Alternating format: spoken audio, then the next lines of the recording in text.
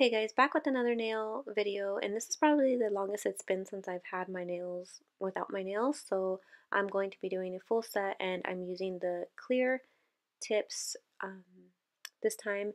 I really like these ones. I've mentioned it before because I really have to do nothing to them. They're pretty much tapered how I like them at the ends already, but if my nail beds, some of them are pretty small, so sometimes I have to file, especially my pinky, I have to file down each side so it can fit perfectly. So after I got them all glued on, I'm going to just cut them down, and I'm really glad I got this cutter. It's only like $3, but it just makes it so much easier and faster. And yeah, so I'm just going to cut them, and then I'm still using the same e-file that I have been using since the beginning, my little $20 e-file. I still really love it. Just make sure to change your brown sanding bands each time you do your nails, because we're not trying to get any type of infections or anything. So I just want to kind of make sure that the glue that I put on, just kind of sand that down a little bit so it's not shiny. And I like to do the corners of each nails as well, each nail side of the nail as well.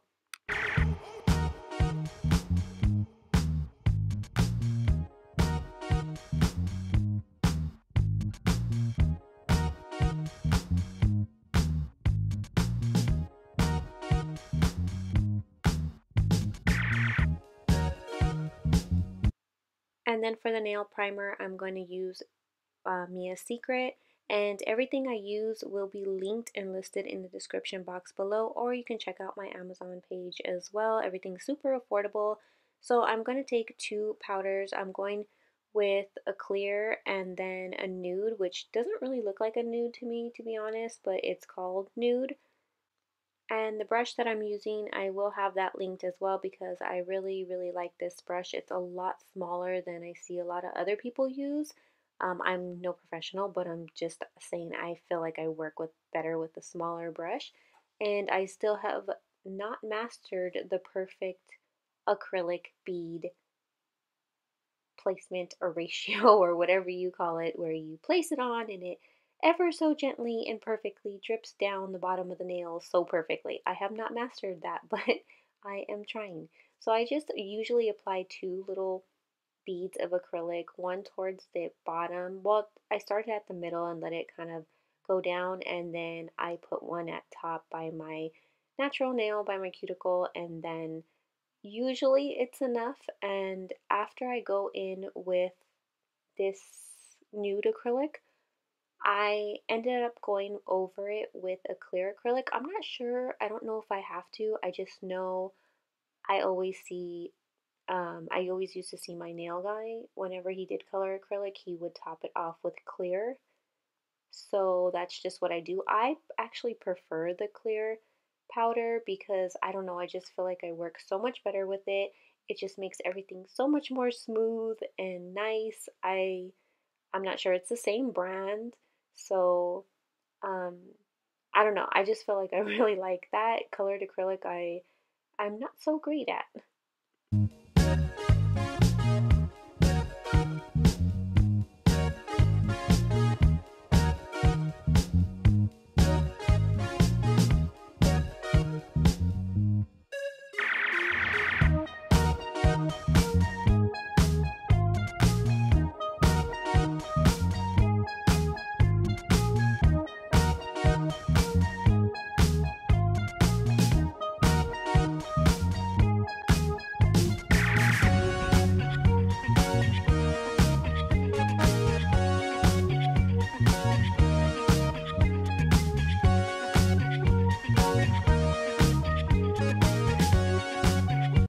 Next, after the acrylic is dry, this is when I start having some faith because it all kind of comes together once I start shaping them.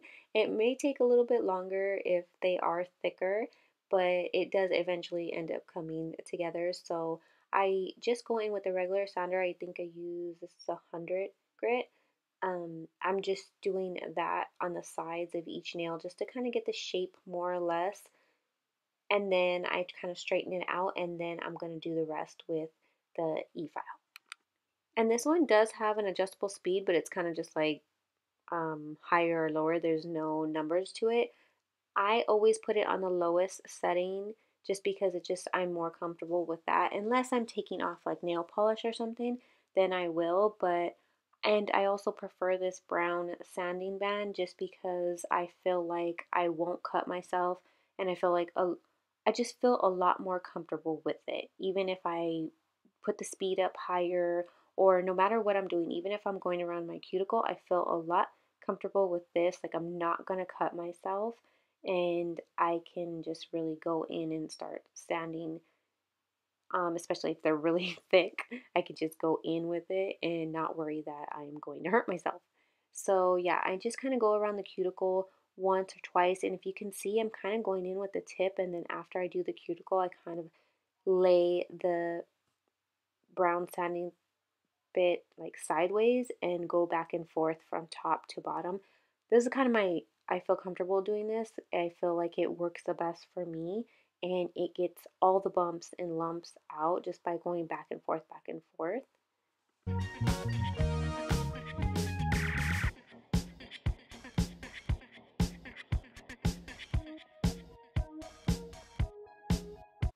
After I feel good about how they're looking, I will switch to a metal skinnier one bit and I will do the kind of shape underneath the nail at the tip.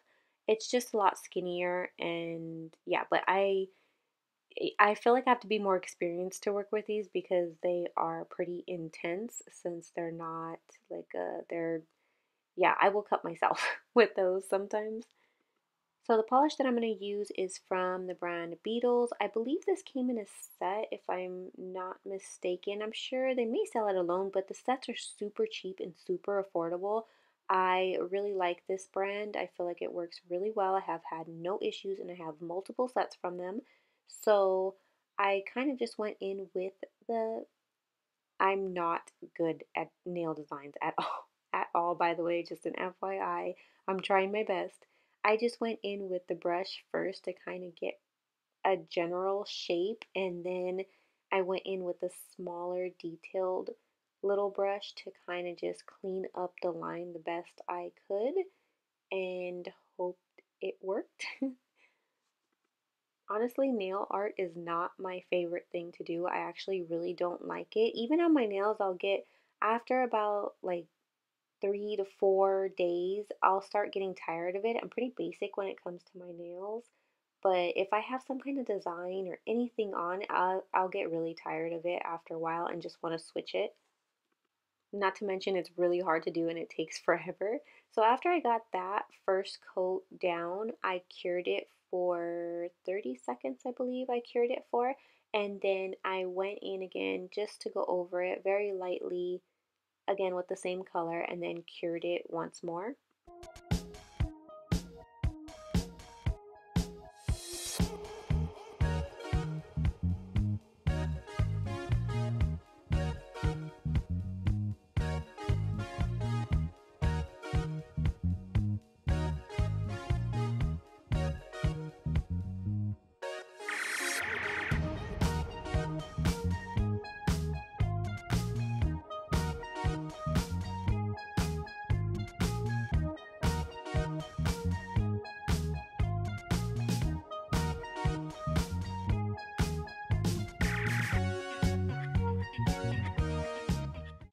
Then I put a clear on top and then cured that for 60 seconds as well. And then comes the not glitter, the rhinestones.